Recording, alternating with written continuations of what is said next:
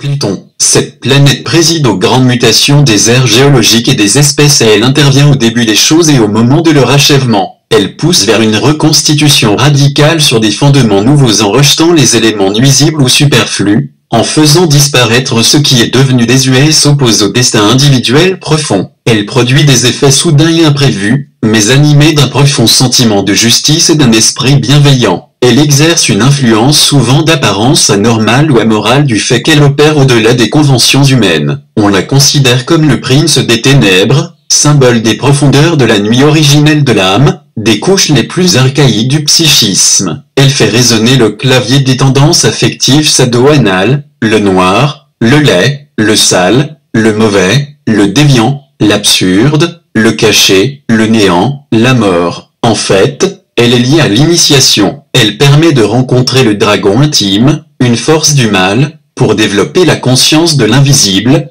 conquérir les trésors enfouis, dégager l'accès vers les richesses cachées, découvrir les arcanes les plus secrets, afin de s'accomplir spirituellement. Ainsi, il s'agit d'une puissance occulte qui a le dernier mot sur les affaires humaines. Elle produit l'alignement du moi sur les vérités les plus profondes de l'être, stimulant la volonté et développant le pouvoir. Si l'être refuse de combler ses besoins les plus fondamentaux, elle enclenche des fermentations intérieures qui détruisent son équilibre, d'où il connaît des catastrophes, ouvrant un gouffre sous ses pieds, provoquant la saison en enfer. Ainsi, elle défie chacun de plonger dans ses ténèbres jusqu'aux niveaux les plus sombres afin de considérer la vérité nue et de ne plus jamais rien en nier, de cesser de rationaliser, de projeter, de sublimer. En fait, elle gère tout le processus de transformation qui va de la mort à la renaissance. C'est par le rayonnement de cette planète que se transforment l'individu et les collectivités de manière à préparer un nouveau monde et une nouvelle société. Elle ramène les éléments à la surface pour forcer à les découvrir et à les reconnaître. Elle assiste dans la découverte de la subtilité et de la noblesse qui sont enfouies dans les profondeurs de l'inconscient. Elle procède à l'accouchement douloureux des vertus formées dans la nature intérieure, aidant à démasquer la fausseté et la duplicité. Elle fait surgir des profondeurs de l'inconscient l'explication des mystères de l'univers. Elle facilite le contact avec l'autre monde et les morts. Elle produit l'apparition de fantômes, de pluies de pierres, des déplacements d'objets au-dessus des villes. En somme, on trouve en elle un équivalent de Mars,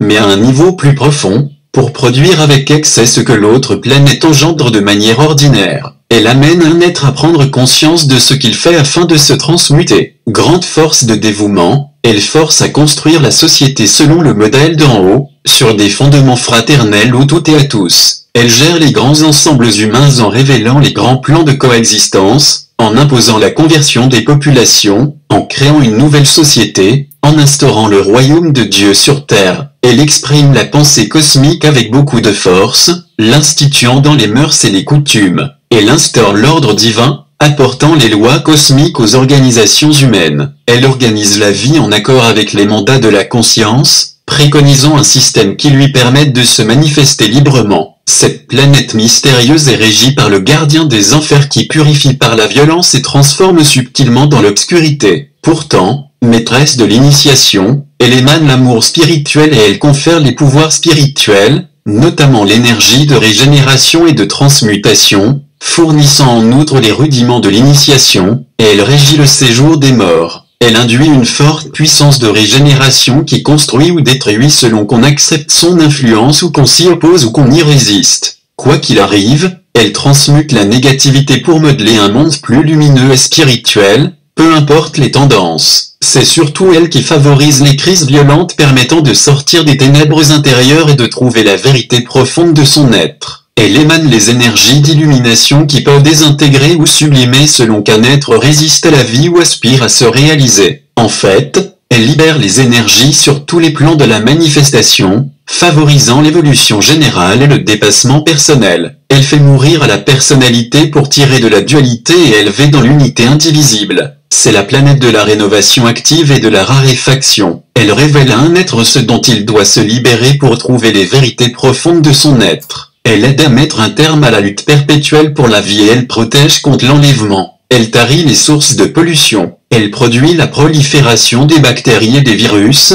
prédispose aux phobies et aux obsessions psychiques. Elle est reliée aux organes d'élimination, de reproduction et d'excrétion, aux excroissances corporelles, à l'hypophyse, à la dégénérescence, à l'état général d'un sujet. Elle attire par la couleur vert foncé et elle repousse par la couleur brune. Cette planète dispose à faire preuve de versatilité et elle porte à agir dans l'anonymat, la clandestinité, la subversion. Elle aide à identifier et à maîtriser la peur de l'invisible et de l'inconnu. Elle confère une grande assurance, une grande indépendance, le désir de vivre libre, le goût de s'exprimer dans la réserve et le stoïcisme, donnant force, courage, endurance et imperturbabilité dans les situations contraires. Au niveau pratique, elle assiste dans la disposition des choses, elle aide à obtenir l'exclusivité et elle gère la duplication et la complexité. En cas de besoin, elle peut opter pour l'usage de la force, voire de la violence, pour faire prévaloir l'abandon des idées et des sentiments anachroniques, préparant les occasions de la libération ultime. Elle facilite l'acceptation de son entourage et elle permet de mieux se faire comprendre par son milieu. Planète du secret et de l'invisible, elle aide à révéler ce qui est caché et elle favorise la maîtrise de l'inconscient et le subconscient. Associée à la justice, elle préside aux récompenses et aux sanctions. Elle exerce une action subtile sur les masses, présidant aux transformations majeures des êtres, des sociétés et des peuples,